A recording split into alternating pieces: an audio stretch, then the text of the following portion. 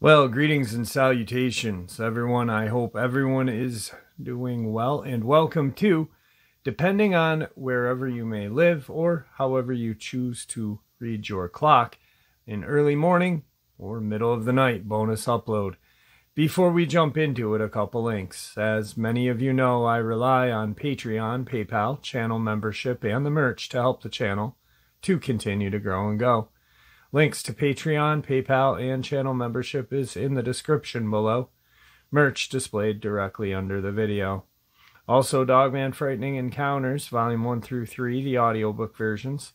They all were written and researched by Tom Lyons, narrated and produced by me, Jeff Nadolny.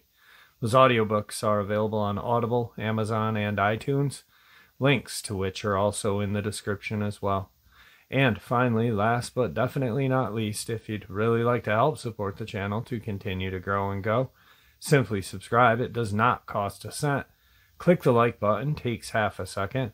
If you don't want to miss out on any of the informative uploads I put out daily, click that bell icon, and folks, please leave a comment. Why? Well, because all of these things really do help the channel to continue to grow and go. And yes, folks, they definitely do matter. Now, everyone, I have taken far too much of your time. Let's jump in to this early morning or middle of the night bonus upload, shall we?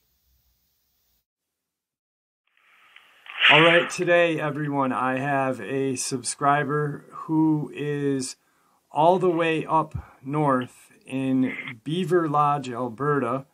Her name is Marlene. Marlene, how are you today? I'm doing really good. I appreciate doing really good. I'm sorry. I appreciate you taking some of your time out of your day to share your experiences with us. So right now, you know how I do it. I'm going to turn the floor over to you so you can share your experiences with us and possibly help someone else. Okay. Awesome. Well, I've had a variety of kind of different encounters, so I'll go by chronological, kind of by my age. So the first one, this would have happened back between when I was about 10 years old, or 8 years old. So it would have been in between 1983 to maybe 1980 or 1984, in that area. Anyways, my dad is one of those hell and brimstone fire pastors or preachers, and that's how I've always been raised. So at that time, I had never even heard of Bigfoot or anything. You know, they kept me kind of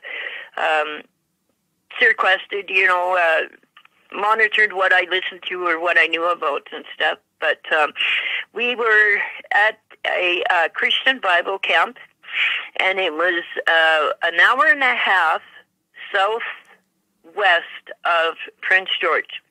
And in that area, there's nothing but logging, right? And there's little lakes all over and stuff like that. So it was one of these lakes where you went down a logging road, and then you went down another logging road, and then you turned and you went quite a ways winding into this Bible camp.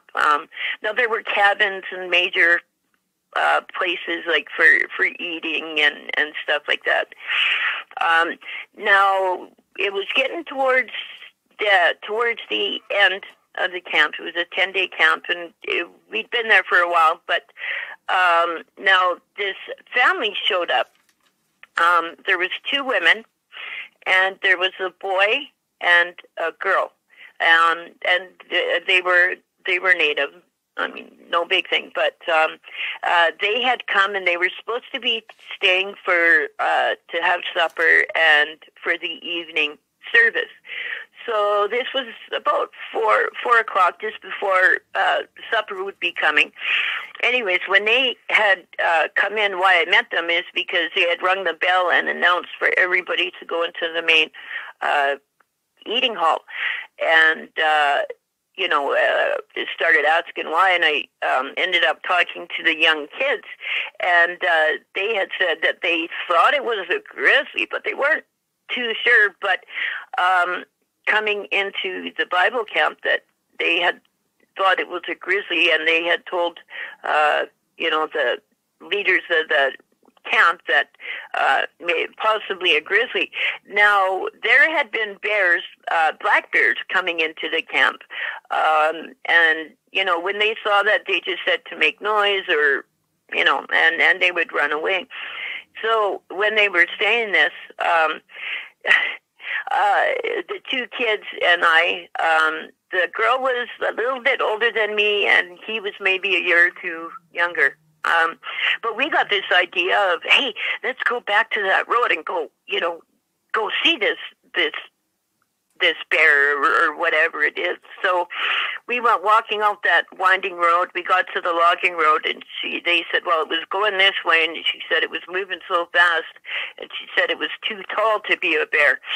Now, those logging roads, because it was really swampy in that area, the roads were built really kind of higher up. So, going into the ditch, it would be, quite a drop. And probably maybe even like about 5 feet from where you would stand on the side to where the top of the road is. It was, it would have been over my head as a kid.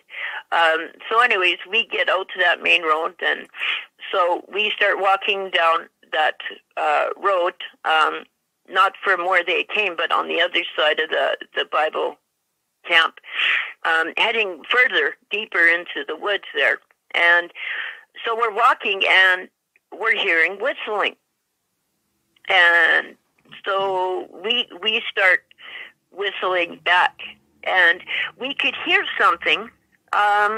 Once again, we could hear something walking with us, and when we would stop, it would stop, right? And so we would walk, but we kept hearing that whistling. We would whistle back, and we would hear something in the trees moving on the side of the road, on the left side. It would have been on their left side. And now, from my medical condition, like I'm legally blind, but even back then, at that age, my eyesight was really, really bad. They just, people weren't really aware of how bad it was. I wasn't either, but all of a sudden we started hearing like this noising and this crashing and stuff like that.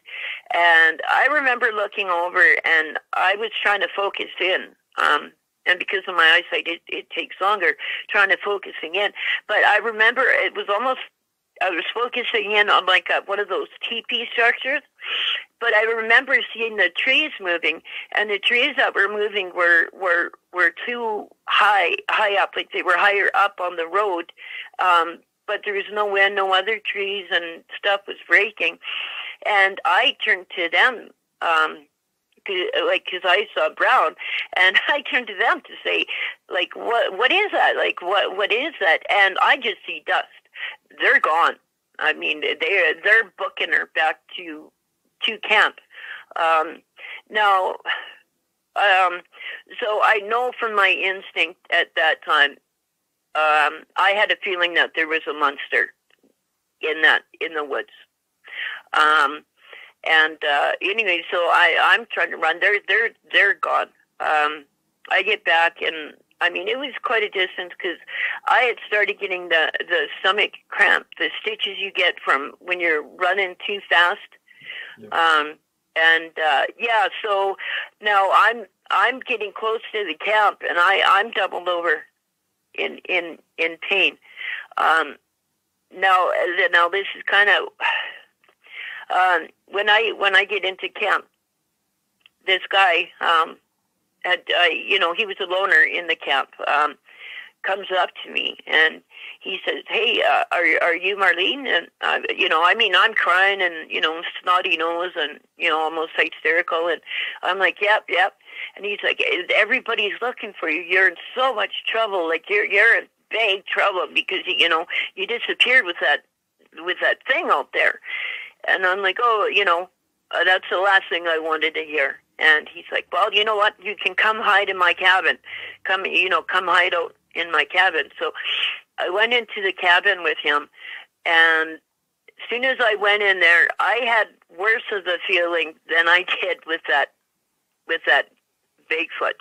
I went and I sat down on one of the bunk beds across from him, and trying to calm down. And he says, "Well, come over here to me." And I went over there to him, and he grabbed my hands and he started trying to compliment. "Oh, you're so pretty," and this and that. And I'm going, "Whoa!" I had a really bad feeling.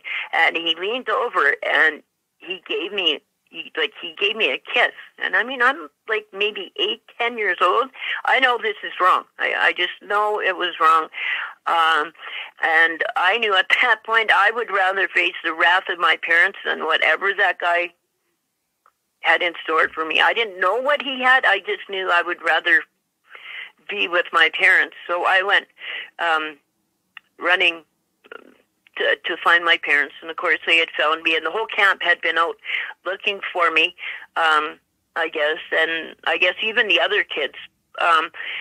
Now, my parents, they took me in, and my dad, I mean, he whipped me within, almost an inch of my life. When I tried to tell them what we had seen and encountered, they accused me of lying, and of making stories up. And then I tried to tell what this guy had done. And then it was even worse because they accused me about lying about him. And, I got just whipped and, very, very hurt. And that was my lesson of learning that, there may be monsters out in the woods, but there's also monsters in humans, and the human monsters are worse. Can be a lot worse than what we can do, and but I mean, it took me years to realize that it was a Bigfoot. Well, it took me even a couple of years to find out that there was a Bigfoot that existed, and then it wasn't even maybe till about 5, 6 years ago, because I kept asking people, like, have you ever heard a bear whistle? Because my parents had I told them, find those kids, because they'll tell you they saw what I saw. I'm not making this up. They had left, I guess. I guess they probably, I think what had happened is jumped in their vehicle, and just when they found the kids on the road, just piled them in the car and they left, because they weren't in the service that evening, and I never saw them back out in camp. And that guy that took me into his camp, nothing was ever even said to him. And like I said, I told my parents what he had done, and you think, they would want to do something, to know that that's in the midst of their family Bible camp. And, nothing was said. I was the one that was punished. And,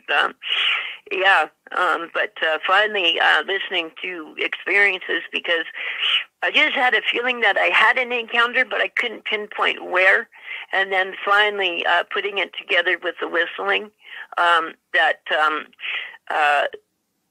where it would follow you, right, and then stop and stuff, that I put it together that it was a Bigfoot. And now realizing, like, me standing up on the road and how high everything was going, that was a very big one.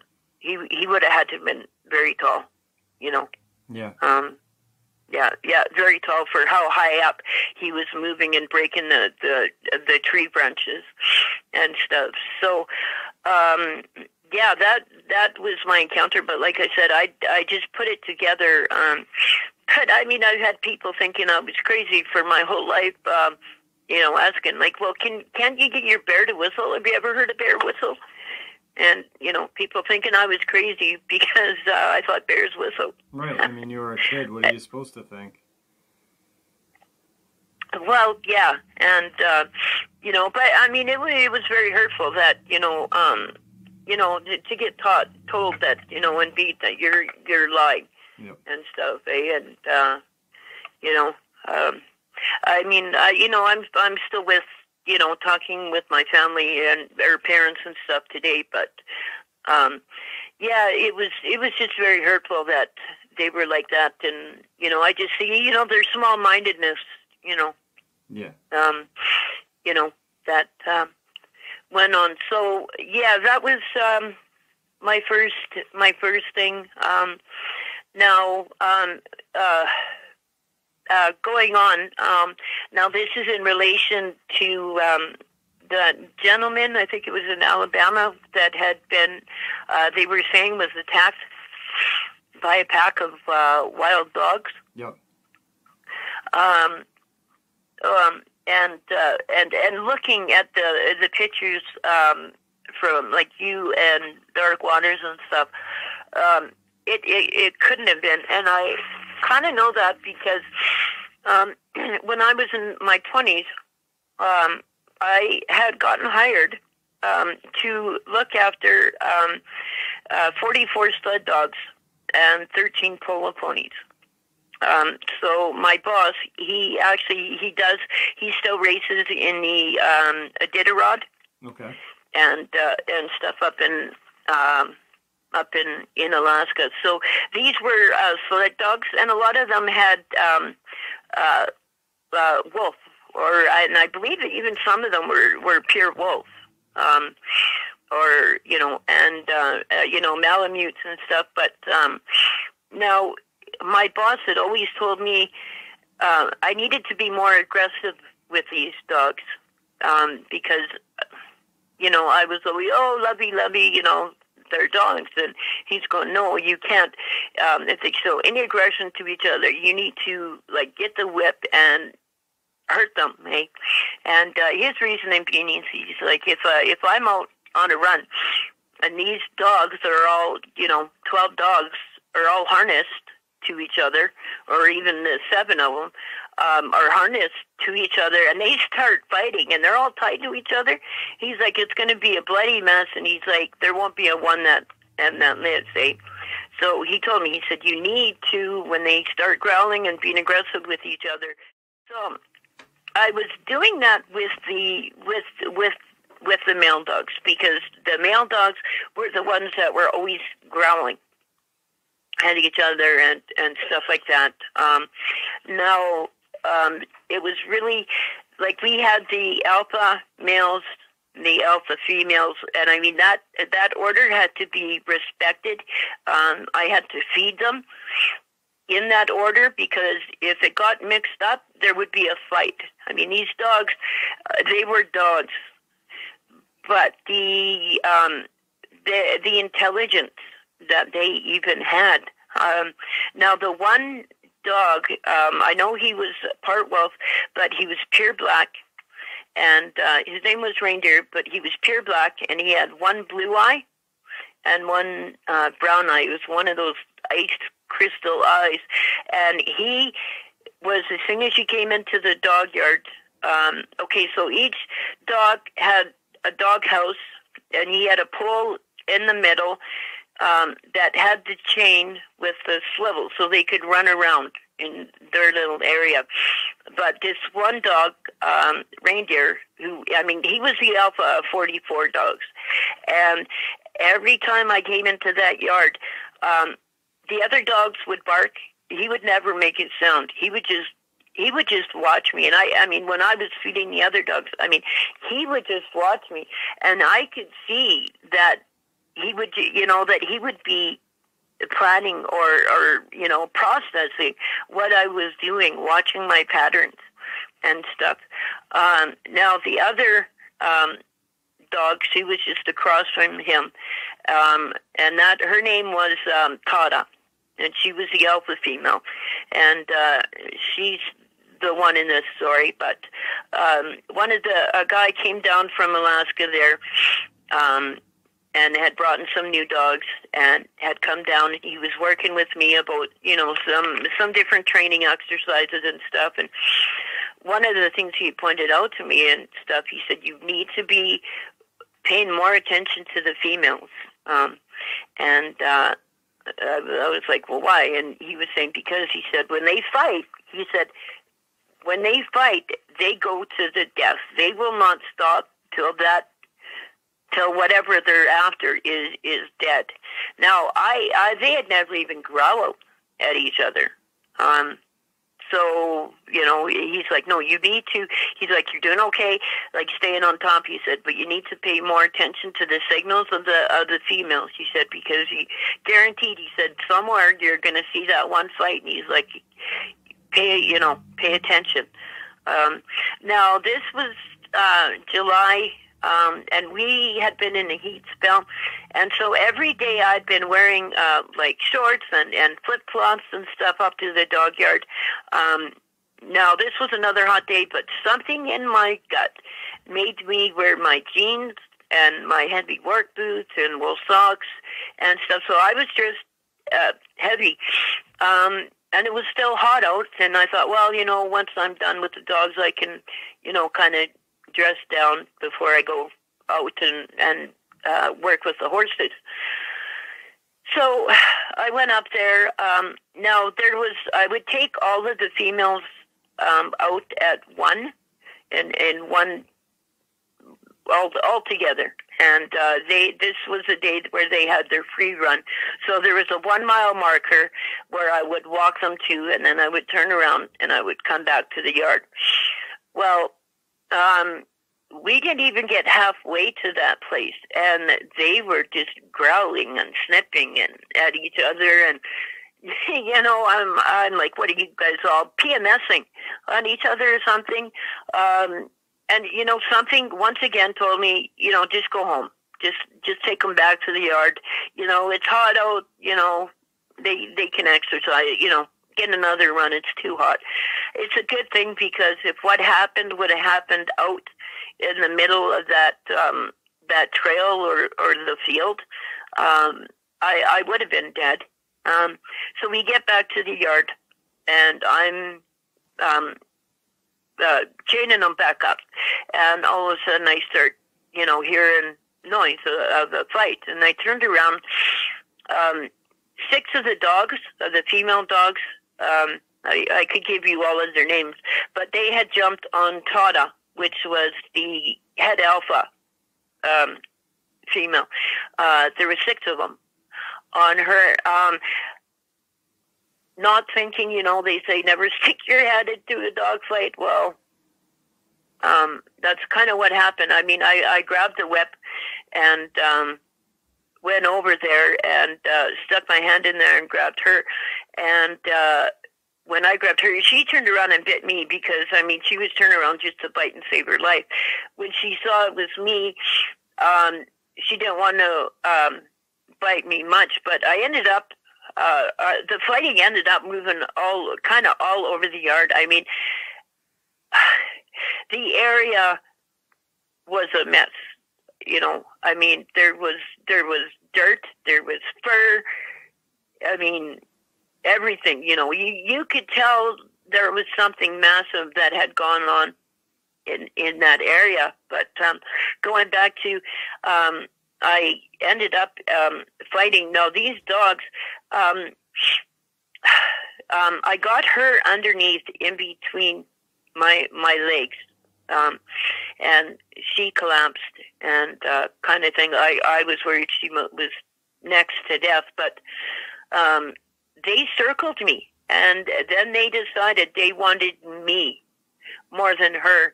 And I had the whip that I was trying to use to keep them back, but the intelligence on those dogs, that they would circle and then they would change their circling around, and watching for, okay, like 2 would, kind of start getting too close to me on this area where, I would whip and pay attention. And next thing I know, I'm getting nipped by one on my other side. The intelligence that just these dogs had on trying to get me. This went on for Karen, my boss's wife.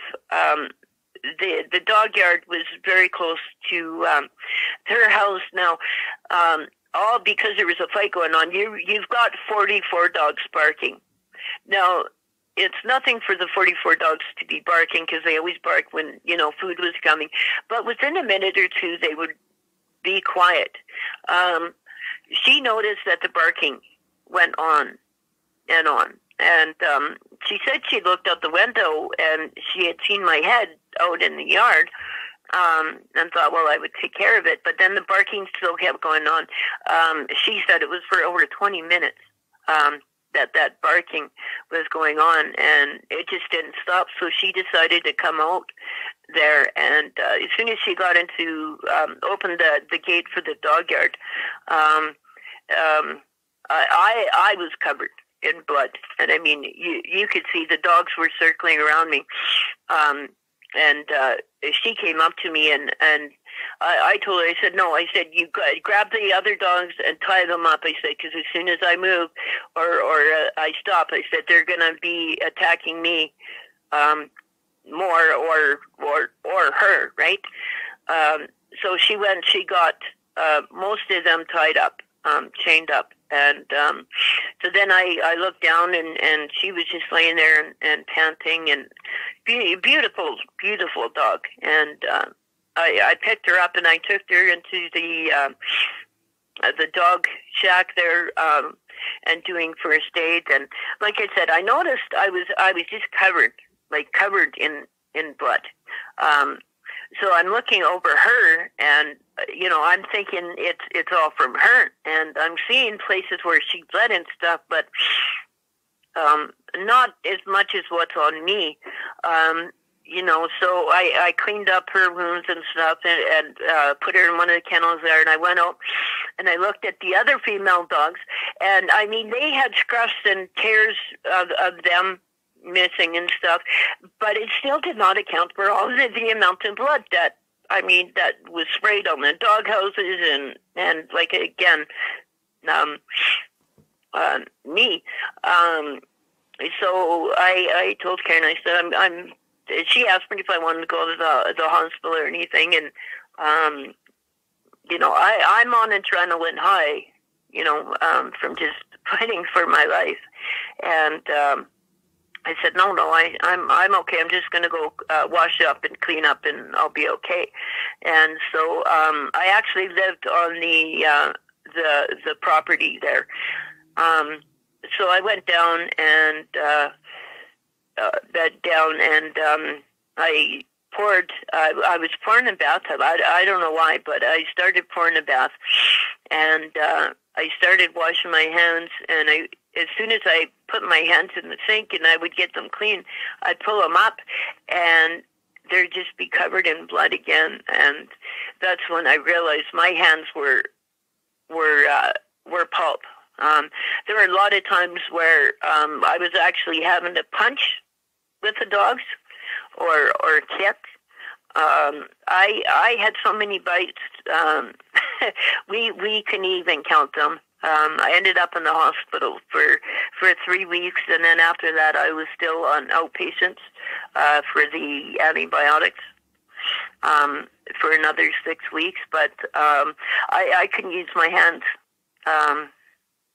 for anything. I mean, the tears and the swelling and stuff, even the bites just from the dogs was enough that my wrist was broken from one of the bites on my wrist.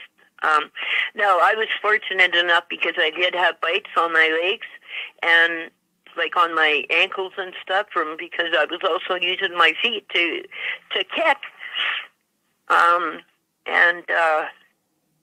If I would have been wearing those jeans or those boots, who knows? It would have been way worse if I would have been just bare skin. But yeah, I phoned her and said to go to the hospital, and it was very much. I did get a settlement from them for the injuries and stuff, but it should have been a lot more than what it was. But it was just very terrifying, and so. I mean, looking at the pictures of where that guy was attacked, that wasn't a dog attack because, I mean, that road, and that they would have been torn up people would have heard them. Growling, barking, the houses, people would have heard, and that area, there would have been, blood there or something. I mean, I think something just grabbed him and took him away, because it wasn't a dog attack. I've seen it. It looks like like a bear attack. Oh, absolutely. It's just and what if just these simple dogs like that can show that much intelligence. Oh my goodness. That terrifies me. What could the intelligence of these dogmen or werewolves have? I mean, if these simple dogs had enough to, we're trying to bait to attack and get at me of, set me up, look here, and I'm, this one over here is going to grab me. I mean, they weren't coordinating or talking to each other on how to do that. Like, how they knew to do that kind of a setup. Right. Yeah, they were planning it. It's their natural ability. And, the Dogman, just the attack when the Dogmen but kind of encircled the ambulance in Connecticut was an amazing story, which showed a vast amount of cunningness and intelligence. Well, exactly. People underestimate what, even a simple intelligence of a dog. And so, somehow they knew. I mean, the sled dogs like that, they're kept very close to like the wild. It's not like a Dogman, but it's just a black dog that is about the size of a horse. Wow. And he has been seen up in Alberta here. And I've seen him twice. Now just that spring we had that coyote out on the back road here that was found up in the trees. I was there before the fisheries was there, and there was nothing around the base of the tree where somebody would be putting that up in the trees. On the road, I mean, there was no skid marks, there was no blood. Even on the coyote, there was no blood from him, whereas if he was hit by a car. How high and when up the was fisheries he? got there, that's what they said. He got hit by a car and flew 12 feet up into the trees. Okay. Yeah, I mean, and it wasn't a small coyote. Yeah. You said what, about 80 pounds? Yeah. That's what that's what the fisheries had said, and it even made the newspaper out here too, because of what it was, or if somebody had hit it, it would have done a lot of damage to their their vehicle. And like I said, my foster mom, she lives right on that road. Her bedroom and her kitchen window and her bedroom faces just a few feet away, maybe 100 feet away from where that coyote was in the trees. And she never heard nothing. So,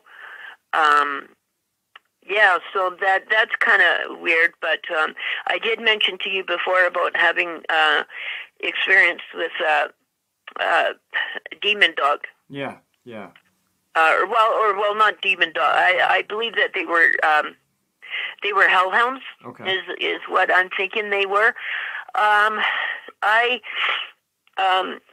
When I was recovering from some substance and stuff like that, I ended up moving into a house where it was quite a large house. There was 6 bedrooms. Now, and I mean, one of the bedrooms there, it was so large. Like, I mean, you could easily fit 4 beds in there. Now, all of us that were kind of living at the time there, we were recovering off of stuff. There were some that had health issues too. I wasn't myself, but there was quite a few of them that were on methadone at the time. And there was 7 of us living at the house at this time. anyways, I should have put it together. Like, we knew there was paranormal stuff that went on to that house.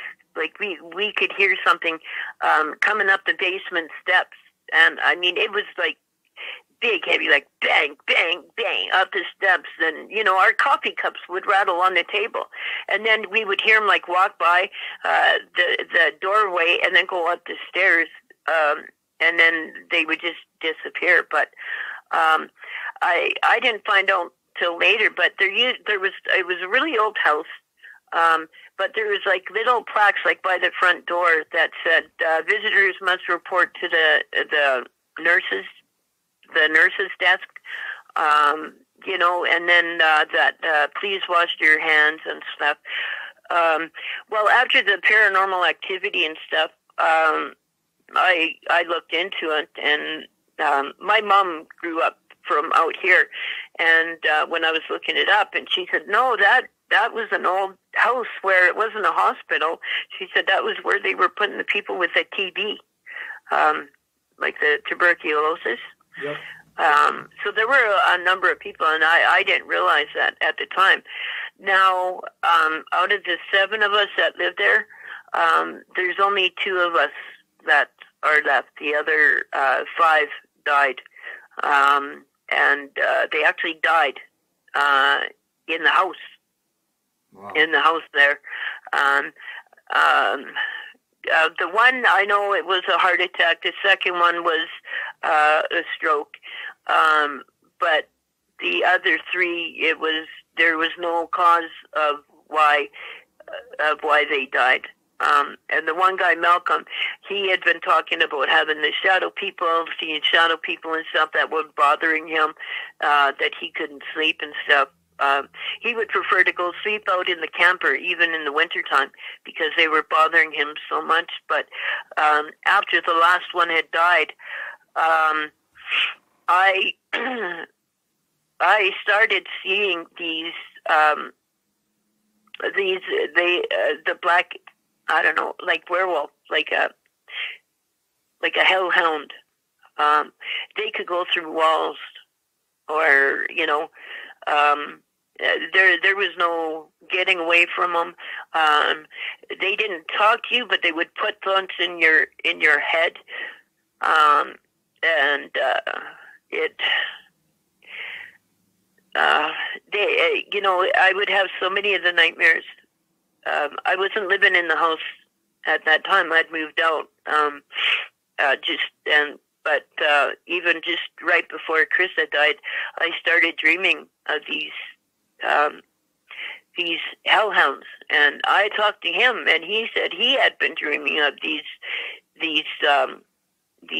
hellhounds and stuff. And he was thinking, you know, it's time to sell the house and just get away from all of that bad energy in there. But I was having these nightmares of these being in that house, and you know, like where, you know, you see them in those movies where you're just running through the door, and you know there's another door, like you can't get away, and those things would put thoughts in your mind. And you know, the thing is even having the waking dreams of seeing these things like peeking around corners at you and stuff. And that's why when I hear things, these people talking, and they're saying when they're saying red eyes, mm-hmm.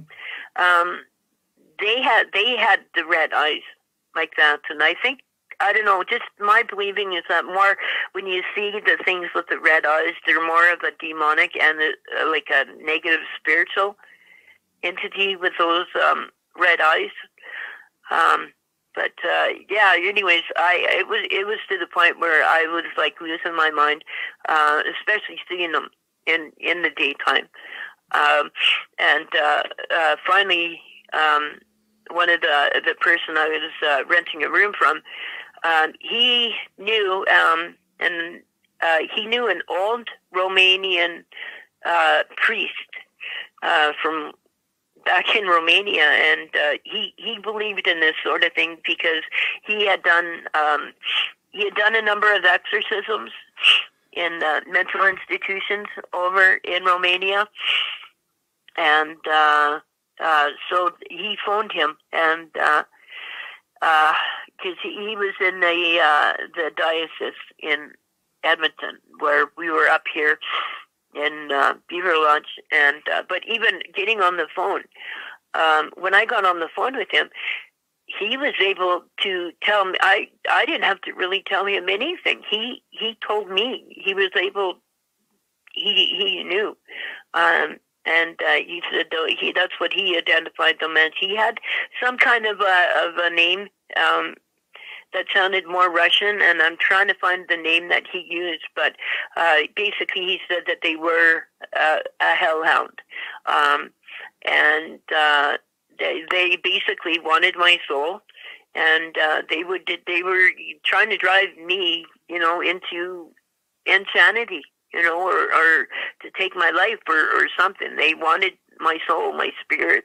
And if they couldn't have that, just having you dead would work. And so he said a prayer in Latin and stuff like that over the phone and everything. And he had me repeating some things after him.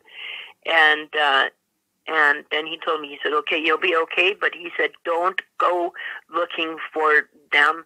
Don't go researching that, he said. Because if you do, he said, you're going to open the door for them again, and it's going to be worse. And he said, just don't. He said, when you don't even drive down the same street as a house, he said, take a couple blocks away. He said, because they've kind of marked that as their area because of the death, being the amount of death there and stuff. He said, just don't even go near that house. I don't even go near that place. The house has been ripped and torn down. And I don't even go near that street, even to that day. That was over 10 years ago. But I still don't. But, it's very sad to know, losing, all of my friends. Big, large dog, prior to you talking about the hellhounds at the sanitarium house there. The big, large dog in Edmonton, what is that? Has numerous people seen that thing, or? Yeah, numerous people have. Okay. Yeah, in Alberta. If you go on Alberta. YouTube and you just say if you type in dire wolf Yeah. videotaped or whatever, a guy did get it on the videotape, and then there are some other ones from people from Alberta, and that's what they're kind of maybe saying that was. It is a dire wolf. Yeah. Now when I saw it, I had things like I had people that died that were very close to me after seeing it. So I don't know. I haven't been able to find out or connect with some of these other people to find out if there was a connection with that. But if you type in a man videotapes dire wolf in northern Alberta and stuff, and you'll see it, and it actually attacked his dog and stuff. It's I can look it up and find that link and send that over okay. for you too. I got it, no problem. But there's a creature, or a canine cryptid called the Wahila, that's up that way, northern Canada, Alaska region, which is just a huge monstrous dog. But yeah, they think that's a dire wolf as well. So it's okay. I've never heard that. Yeah. I've never heard that. So I'll have to look that up. Wahila. Okay. Well, I appreciate you coming on today and sharing your terrifying events with us. And it's I really found it interesting how you shared your childhood, not childhood, but teenage years with the wild, or not wild dogs, but the sled dogs. Essentially, they are kind of wild because they're kept that way. But it does show the cunningness and intelligence of these dogs that you were around. So it just dispels the proof. There's no proof that man. Actually, there was two men. There was one in Texas and one on the Alabama-Florida region, and they blamed that on wild dogs, which, you know, there would be massive amounts of blood. There would be noise, a lot of noise, like you said. So I really appreciate you putting that input. Yeah, a lot of noise. Yeah. And, you know, I mean, if I would have been just one-on-one with one of those, you know, it wouldn't have been anything as it was. But, I mean, the fact that there was, you know, 7 of them, you know, well, basically it was 6, you know, because it was the 6 that were on the one. She kind of, like I said, once I got her underneath me, she just kind of flopped and just, you know, Right. Didn't move. But, yeah, you know, one of the things too is my boss, when he heard what had happened, before he, because we actually, he also had like 2,200 head of buffalo, which was kind of cool. But before his wife was even allowed to take me to the hospital, he made me go back to that dog yard.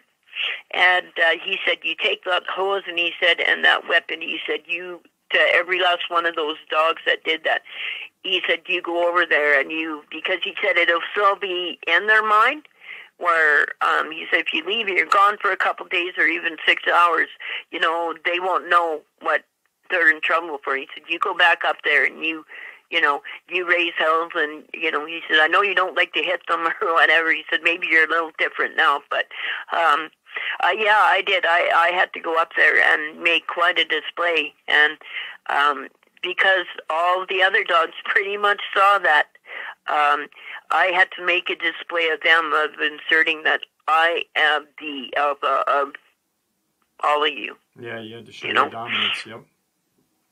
You know, but yeah, it's kind of you know, and you know, I never hear many people talk about that, but I do believe that with the Dogman and stuff like that, they must have alphas.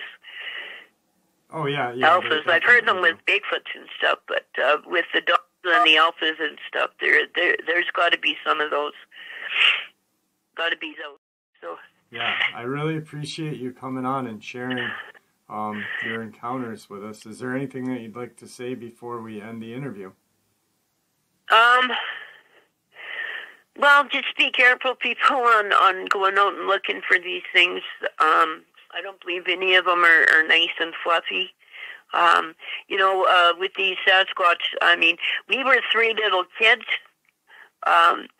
you know, that whistling and it following us. But, you know, we were just 3 little kids. They could have taken us out, especially when I got left there by myself. It didn't. I think it was scaring us back home.